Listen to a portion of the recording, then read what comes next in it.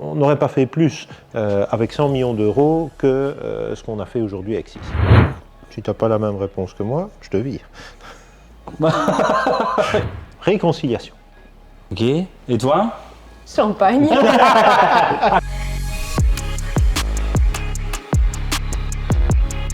Bienvenue dans cette nouvelle édition des interviews BFF Business. On est avec Fabrice et Virginie. Bienvenue.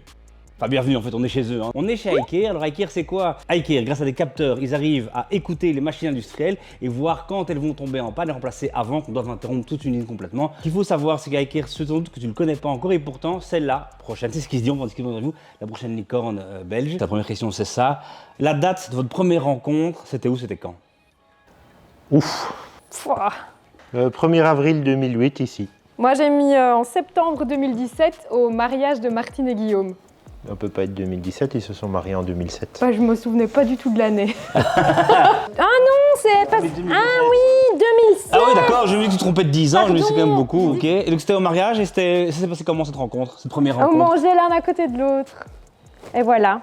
Et moi, je travaillais dans une autre entreprise industrielle et puis on a parlé d'ICAR et quelques mois après, j'ai... Le 1er avril 2008. Ouais. Attention, c'est la question commence à se fâcher. Qui est le plus bosseur? Vous pouvez montrer vos réponses. Toi tu dis quoi? C'est Fabrice. Et toi? Moi. Ok. Qui a le plus d'ego? Vous allez nous fâcher là. Ah, évidemment. Toi tu réponds? Fabrice. On continue dans ce qui peut finir par un arrêt de collaboration. La compétence business ou l'autre est le meilleur? En tout cas ça répond vite. En tout cas ça répond vite. Allez Fabrice. Efficace, tu vois, efficace. Montre. Project management. Commercial, négociation. Ben, moi, j'ai eu la chance au début de ma carrière chez ICAR d'accompagner Fabrice sur pas mal de rendez-vous clients et c'était du 100%, quoi. Il repartait toujours avec une commande, c'est assez impressionnant. Ouais, l'ego se construit comme ça. Alors attention, la compétence business ou l'autre est le plus nul? Oula. Bon. Ah ouais. Tu vois qu'il est pas confiant. Il est pas confiant. L'empathie. L'empathie. Ah oui, ok. Moi j'ai mis communication. C'est pour ça que je dis c'est pas tout à fait juste, c'est pas facile en fait de trouver un truc où il est pas bon. Moi personnellement, je reçois parfois des messages très très courts qui sont difficilement interprétables et donc voilà, ça me donne le sentiment de perdre un peu en efficacité, mais voilà, c'est personnel quoi. C'est pas non plus Je fondamental. pense qu'un long message pour moi c'est 5 mots. Ah oui. Et toi l'empathie? Mais je ne trouvais pas le mot exact, mais Virginie a parfois du mal à se mettre à la place des autres et à les attendre. T'es exigeante quoi. Ouais, je suis très exigeante. Ouais. L'autre en un mot. Le boss. Le boss. Pas besoin d'explication. Performante. Dès qu'on demande quelque chose à Virginie, on sait que ça sera fait au-dessus de ce qu'on a demandé. Pas mal ça. Fabrice tombe malade. Qui te remplace? Vas-y Virginie. Aurélien. Aurélien. Ah bah c'est le numéro 3. 3. Voilà, c'est un des plus anciens employés. Il est chef du département prédictive maintenance pour la zone francophone, Europe Sud. C'est le compagnon de toujours de Fabrice. Sa main à droite, sa main à gauche. C'est le presque boss. Quand est-ce que tu as commencé à penser à ça?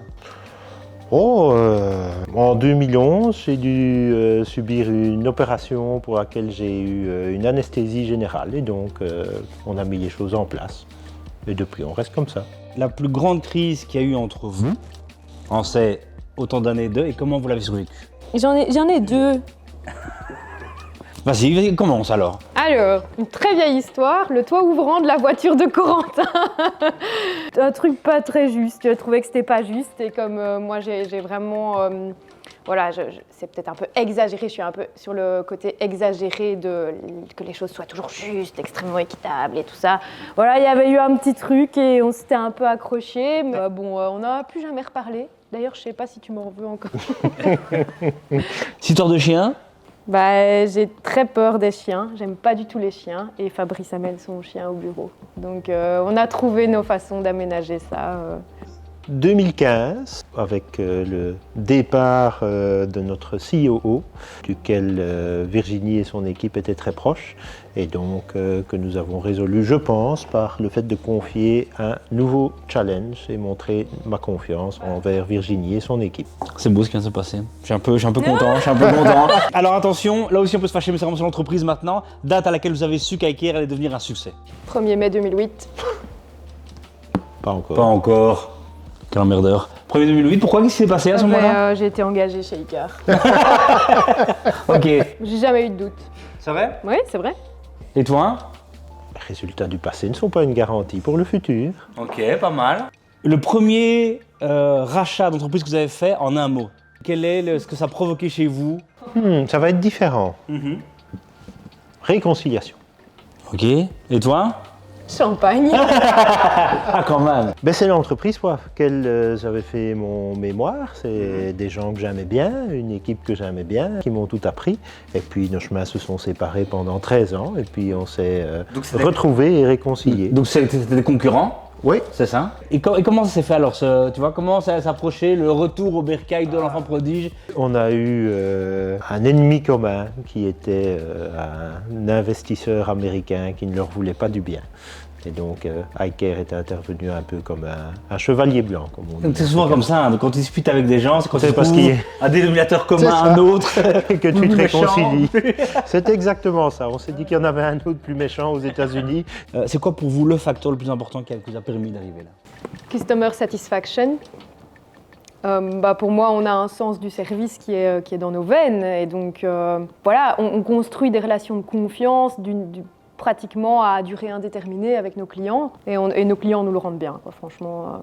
Bon, c'est un peu la même chose, mais c'est ne jamais se reposer sur ses lauriers. Et c'est comme ça qu'on atteint la satisfaction des clients, des employés, etc. Il ne faut pas se dire que parce qu'une fois on a fait bien, tout nous est acquis. Et comment ça s'implémente ça? Parce que toi, c'est ok, on voit bien cet état d'esprit, mais comment ça s'implémente dans une boîte? Ne pas hésiter à remettre les choses en question. On vit dans un monde qui est de plus en plus volatile. Hein, on ne sait pas ce qui va se passer demain. Et donc, il ne faut pas hésiter à remettre les choses en question, même si c'est du travail, même si on jette du travail du passé à la poubelle. Mais je pense que c'est le prix à payer aujourd'hui pour pouvoir suivre les évolutions du monde dans lequel on vit. C'est quoi le plus gros défi pour Aiker aujourd'hui? Ça, c'est une bonne question. Montre en même temps à la caméra. Ok, alors toi, c'est quoi? Donc j'ai d'abord mis la transmission de l'esprit et des connaissances, parce qu'on est une société qui est en croissance rapide, donc on a beaucoup de très jeunes qui sortent de l'école. Et puis c'était plus suivre l'évolution technologique, donc avoir un coup d'avance sur les développements technologiques. Et donc là, on est plutôt sur les aspects recherche-développement. Et chez toi? Moi, j'ai dit convaincre. Ok, raconte. Nous, on est convaincus. Maintenant, il faut convaincre des jeunes talents de continuer à nous rejoindre, des clients de nous payer pour pouvoir embaucher des jeunes talents et des investisseurs et des banquiers de nous donner leurs sous pour qu'on les fasse fructifier. Et bon, justement ça tombe vraiment bien, c'était ma question d'après, c'est vraiment très bien. Quand on parle d'Aiker, on dit que c'est la prochaine licorne, hein? J'ai commencé comme ça, c'est ce qu'on dit. C'est quand la date? Si tu n'as pas la même réponse que moi, je te vire. Il dit ça tous les jours. Vous y êtes, hein, vous y On y êtes, est. vous y êtes. J'étais pas à l'aise, je vois que Julien aussi disait merde, s'il y a un truc qui se passe ici, on doit arrêter l'interview. On a de grands projets qui sont encore confidentiels pour le... Ok. Confidentiel comme un rachat? Confidentiel comme beaucoup de choses. Ok. Confidentiellement confidentiel. Complètement. Donc on doit se rappeler à ce moment-là, quoi. Ouais. Ouais. Qu'est-ce que ça veut dire pour vous, ça? Ça signifie quoi, deuxième licorne? En même temps, Fabrice, dis-nous d'abord ce que tu as écrit. Ça veut rien dire. Ok, et toi, tu as écrit? Des moyens pour construire le futur. Ok, pourquoi ça veut rien dire? Parce que une évaluation de société, c'est toujours à un temps T. Donc ça n'est plus la vérité à T plus 1 ou à T plus 2. Ça peut être plus haut, ça peut être moins haut. Donc beaucoup de gens se font tout un monde de ces licornes. Pour moi, ça reste intangible. Ok. Si tu permets, on va un peu creuser. Quand tu as reçu je ne sais plus quel prix, tu disais que c'était montrer que l'ascenseur social fonctionnait. Qu'est-ce que ça veut dire quand même pour toi qui vient d'une famille où le grand-père polonais est venu ici travailler dans les mines, c'est ça? Les parents étaient enseignants, ta maman était enseignante. Ma maman était Ton papa enseignante, Ouais. le papa garagiste. Oui. Garagiste, c'est ça. Et c'est quand même un trajet qui est... Le prix de l'entreprise de l'année, pour moi, signifie plus que le fait d'être une licorne, ou Ok. pas. Parce que le prix de l'entreprise de l'année, c'est quelque chose de tangible. Ça, c'est vraiment, je trouve, quelque chose, oui, qui m'a fait plaisir, parce que ça valorise la performance de l'équipe et la performance individuelle, ma performance individuelle. On m'a dit que ton papa venait souvent dans les bureaux. Régulièrement, oui. Quel regard il porte sur ce trajet? Il ne m'en a jamais parlé, donc je ne saurais pas le dire. Je suppose qu'il est fier, mais on n'est pas une famille dans laquelle on le montre facilement. Ok. Un peu de nouveau comme chez Odoo, mais encore dans une autre configuration. Ce qui est assez rare, c'est que vous allez arriver à ce statut, on espère que vous y arrivez, de l'école en tout cas avec très peu d'actionnariat ouvert vers l'extérieur. Hein.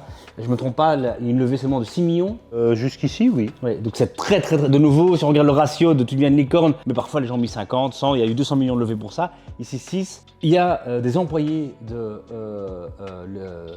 la IKLC qui ont pu acheter des actions.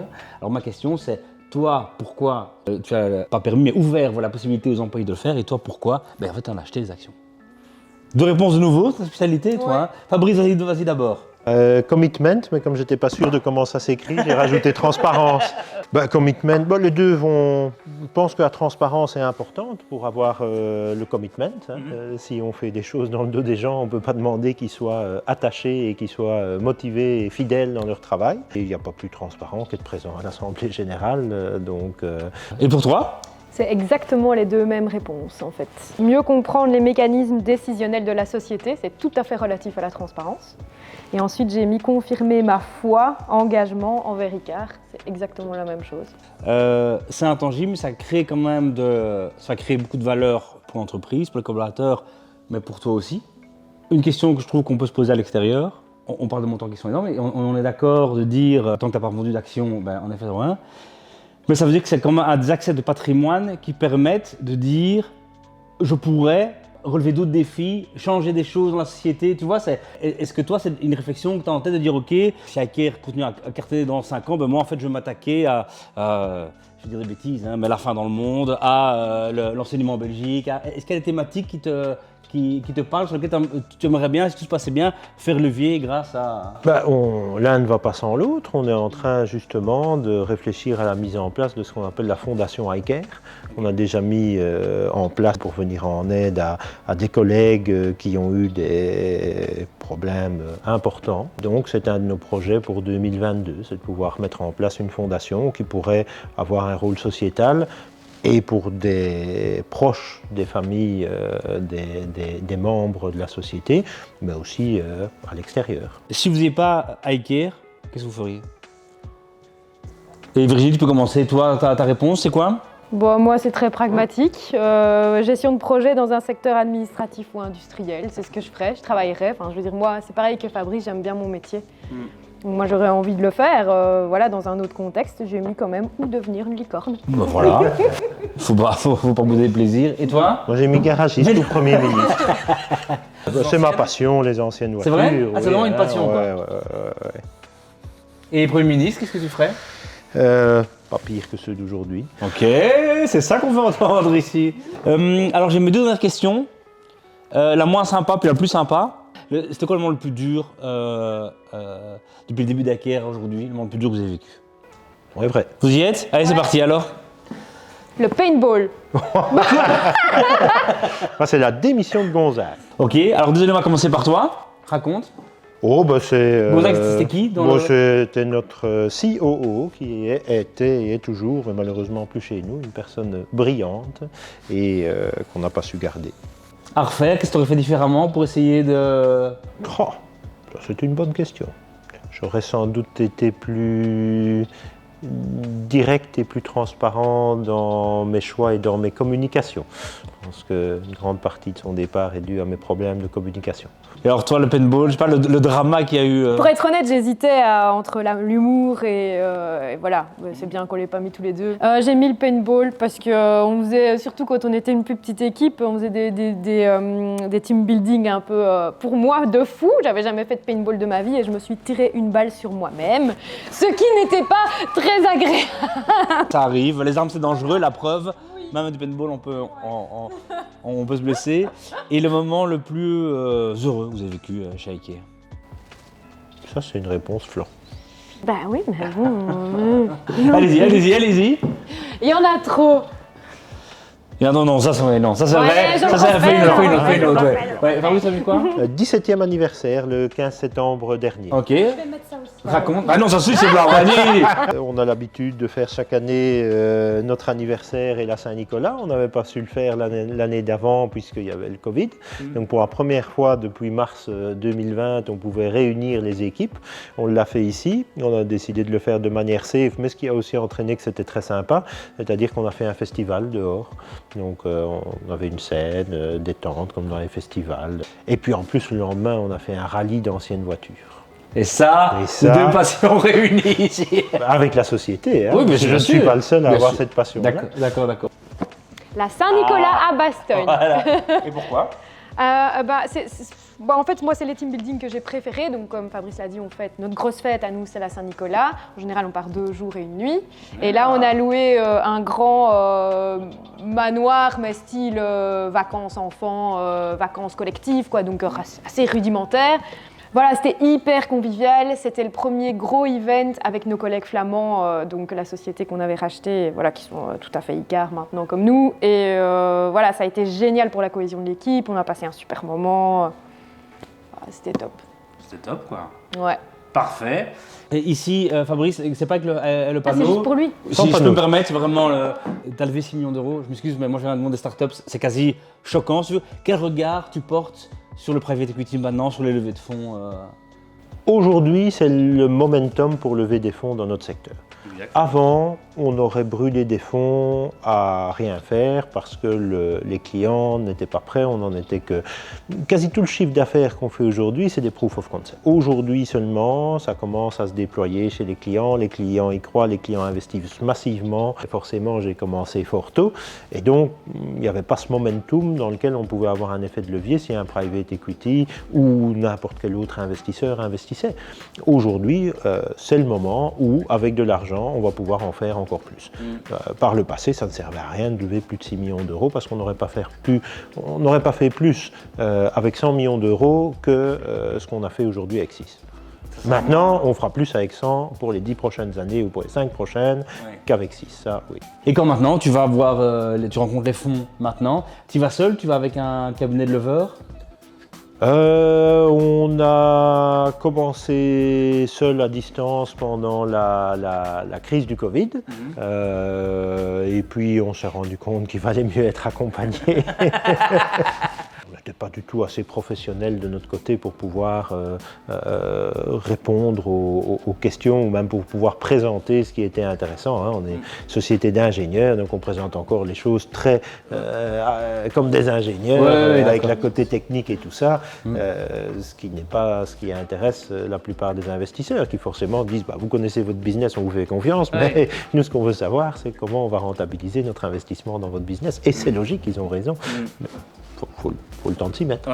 Un fonds européen, tu regardes partout, tu as un Agnostic, tu regardes... Je rêve d'un fonds belge voire européen, mais peu importe. Incroyable. Merci beaucoup pour cette interview. Merci, c'était sympa, ça calme. Si vous avez aimé cette interview, on a l'autre vidéo qu'on a faite, le défi chez Acquair. On a été voir un peu, Acquair c'est quoi, on parle de licorne, on parle de tout ça, mais c'est quoi concrètement? Si vous avez aimé cette vidéo, vous vous abonnez à la chaîne, vous commentez. Et si vous êtes ingénieur, vous postulez chez Acquair. Avec plaisir. On est d'accord, quoi. Nickel, merci beaucoup, à bientôt, au revoir. Merci. Merci. Au revoir.